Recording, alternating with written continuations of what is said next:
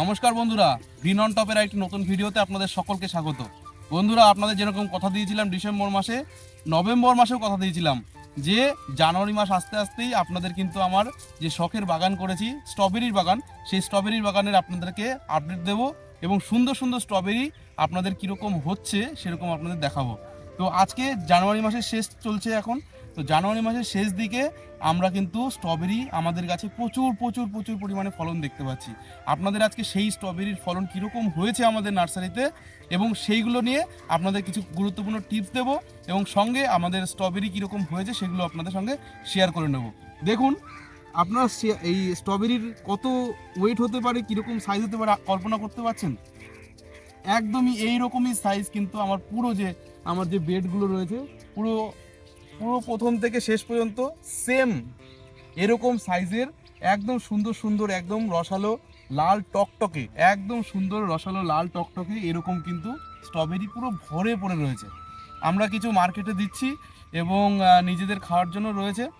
তো এই রকম ধরনের স্ট্রবেরি আপনারা যদি ফলাতে চান তাহলে কিন্তু আপনাদেরকে একদম অক্টোবর মাস থেকে আপনাদের গাছগুলো লাগাতে হবে।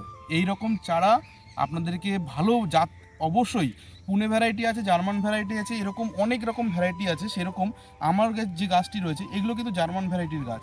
যে পুনে ভ্যারাইটির গাছগুলো হয় সেগুলো পাতা অনেকটা বড় বড় হয়, কিন্তু এই জার্মান ভ্যারাইটির গাছের যে বিশেষত্ব, সেই জার্মান ভ্যারাইটির গাছ থেকে কিন্তু আপনারা দেখতে পাচ্ছেন একটাও কিন্তু শুট বেরোচ্ছে না। গাছগুলো নিচ থেকে সব হাসছে, কিন্তু গাছের যে মেন শুটগুলো যেগুলো আপনার বড় বড় হয়ে দেখেন যে সেখান থেকে মূল বেরোয়, সেখান থেকে আবার নতুন করে চারা জন্মায়। এই গাছগুলোর বিশেষত্ব হচ্ছে এই গাছ থেকে কিন্তু আমার যে গাছগুলো রয়েছে এখনো পর্যন্ত আমি দুটোতে হয়েছে, কিন্তু তার বেশি আমার এতগুলো গাছ থেকে আমরা কিন্তু শুট পাইনি। তো এই গাছগুলোতে যত রকম শুট কম হবে সেই গাছগুলো কিন্তু খুব বেশি পরিমাণে উন্নত মানের হয়। তো এই যে চারা, এরকম চারার থেকে এরকম আমরা ফল পাচ্ছি, একদম রসে লাল টকটকে এবং খেতে খুবই সুন্দর, একদম জেলির মতো মিষ্টি, দারুণ সুন্দর এইরকম স্ট্রবেরি। আমরা এই মালচিং পেপার দিয়েছি। মালচিং পেপার দেওয়ার মেন কারণ হচ্ছে মালচিং পেপার মধ্যে রাখলে দেখতে পাচ্ছেন আমাদের চারাগুলো কিন্তু একদম কোনো জায়গায় ফাঙ্গাস নেই, কিচ্ছু নেই, একদম লাল টুকটুকে, একদম ফ্রেশ একদম। এইটা যদি আপনারা করতে চান তাহলে আপনাদের কিন্তু এই ফলটিকে মাটির সংস্পর্শে আনা যাবে না। এই জন্য বিভিন্ন লোক বিভিন্ন রকম ফর্মুলা ইউজ করেন, কেউ বিচুলি খড়ের যেটা নিচে দিয়ে দেয়, কিন্তু আমার যেটা মনে হয়েছে আমি যেহেতু অনেকটা পরিমাণ করব সেহেতু আমার মালচিং পেপারটা তাকে দেওয়াটাই আমার বেস্ট মনে হয়েছে। তো আমি মালচিং পেপারের উপরে করেছি।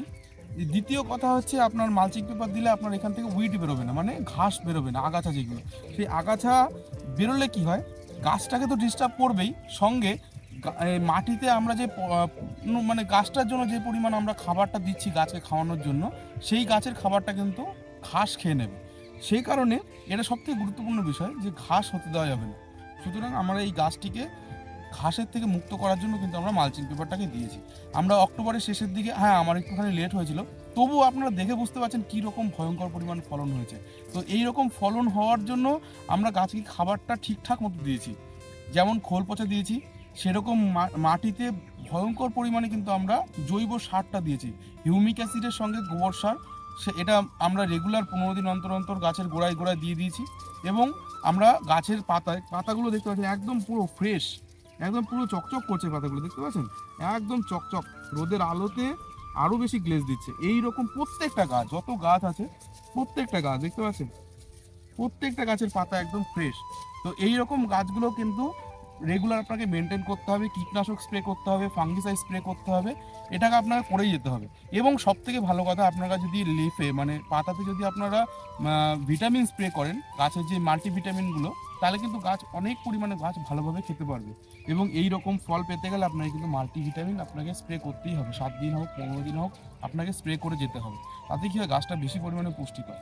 এর ফলে আমরা কি করেছিলাম আপনারা সবাই জানেন, যারা যারা আমার ভিডিওটা দেখেছেন, 15 তারিখ, ডিসেম্বরের 15 তারিখ পর্যন্ত কিন্তু আমরা গাছ থেকে কোনো রকম ফল নিইনি।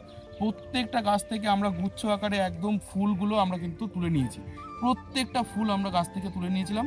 যে কারণে গাছগুলো কতটা ভুসি হয়েছে দেখতে পাচ্ছেন, একটা গাছ কতটা ভুসি, প্রত্যেকটা গাছ, আপনারা কোন গাছ দেখবেন প্রত্যেকটা গাছ ভুসি, দেখতে পাচ্ছেন প্রচুর পরিমাণে ফুল আসছে, এখনও প্রচুর পরিমাণে ফল হচ্ছে প্রচুর এবং বড় বড়, শুধুমাত্র ছোট না, যেরকম দেখতে পাচ্ছেন এরকম, দেখতে পাচ্ছেন এরকম কত বড় বড় সাইজের ফল, এরকম প্রত্যেকটা গাছে দেখতে পাচ্ছেন, এখানে এই দেখুন কত বড় বড় সাইজের ফল।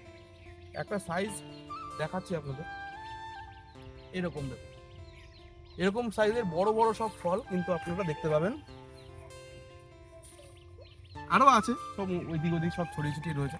প্রচুর পরিমাণে এরকম বড় বড় ফল কিন্তু আমরা পেয়েছি। শুধুমাত্র গাছটি ভালো জাতের হতে হবে, গাছটিকে পর্যাপ্ত পরিমাণে আপনারা খাবার দেবেন, এই টুকটাক মেনটেন করলে, এবং প্রথমের দিকে যখন গাছটা বেড়ে ওঠার সময় তখন কিন্তু গাছে আপনার ফুল রাখা চলবে না।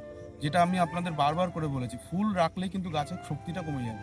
যখন ফল হবে তখন কিন্তু আপনার পর্যাপ্ত পরিমাণ ফল দিতে পারবে না। সে কারণে আমরা ডিসেম্বরের 15 তারিখ পর্যন্ত ফুল সব কেটে ফেলেছিলাম, যে কারণে আজকে এত সুন্দর পরিমাণে আমার ফল হয়েছে। তো আপনারা যদি এই গাছের চারা কালেক্ট করতে চান তাহলে আপনারা আমাদের সঙ্গে কন্ট্যাক্ট করতে পারেন। এই বছর পাবেন, আর এই বছর যদি আপনারা কালেক্ট করে বাঁচিয়ে রাখতে পারেন তাহলে পরের বছর তো আপনাদের এই গাছ থেকে প্রচুর পরিমাণে ফল আপনারা নিজেরা চারা করতে পারবেন। আর পরের বছরও কিন্তু আমরা এই গাছগুলো আপনাদেরকে পাইকারি এবং খুচরো আকারে দিতে পারবো। তো এরকম গাছের চারা আপনারা যদি কালেক্ট করতে চান তাহলে আমাদের সঙ্গে কন্ট্যাক্ট করবেন, অবশ্যই কন্ট্যাক্ট করবেন। আমাদের কন্ট্যাক্ট নাম্বারটি হলো 8585023055। আবার বলছি 8585023055। আপনারা আমাদের নার্সারি ভিজিট করতে পারেন, আমাদের সঙ্গে কন্ট্যাক্ট করতে পারেন এই নাম্বারে, অথবা আপনাদের ফেসবুক, ইনস্টাগ্রাম অথবা ইউটিউবে আমাদের কমেন্ট করতে পারেন। এছাড়া অবশ্যই আপনাদের এই স্ট্রবেরির বাগান কেমন লাগলো আপনারা কিন্তু আমাদের সঙ্গে কমেন্টে আপনাদের মতামত ব্যক্ত করতে পারেন। আপনারাও যদি এরকম স্ট্রবেরি গাছ করে থাকেন, আপনাদের কীরকম ফলন হয়েছে আপনারা ইনবক্সে বলবেন, আমরা আপনাদেরকে যথাসময়ে আপনাদেরকে কমেন্টে রিপ্লাই দেওয়ার চেষ্টা করব। ধন্যবাদ।